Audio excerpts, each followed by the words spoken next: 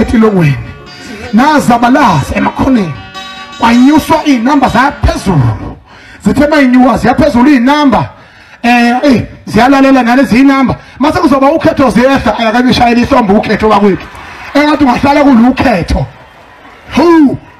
yazi ngeke ngathi mina repeat ku-TV ngibuka kuthiwa 200 people infected the whole country ngalesikhathi kuboshwe Ncamalala beku-21,000 kuthiwa kunyakaze lutho ezweni kanti bayazi ukuthi banyonyobela inkunzi emalundalunde yaphansi enkandla kwelakithi kwatekadonuse umshalezo unqopho kaNcamalala ayinyonyobela sathi ngeke bakwenze lokho angathi sikhona singama-Afrika as young people sithi Ncamalala awuqedanga umsebenzi wakho hamba uyoqedela umsebenzi wakho we are going to give you ama-condition njengabantu abancane sithi siyayidinga i-experience yenu from 27 years ago niphethe izwe ukuthi ni-hand over to the young people of this country. We are begging you. Ngiyacela baholi, ngiyacela.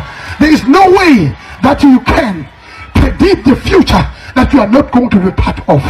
You need to include us. You need to include the next generation. If you are really fathers, the father leave the legacy in his family, in his own child, and in a nation, and in a village, in order for you to be praised like King Shaka. Kasenza ngakona ibongo shemnyama umashikizela ashimpi yakhe uveze lonyanda uveze labantu usala ibongo zosala zibadabule emanxiweni njengamanje ba-Afrika ngithi umhlaka 1 abantu abahambe bayovota ngithi on one condition konke ngicela lapha ayiphuthume uma sengiyavala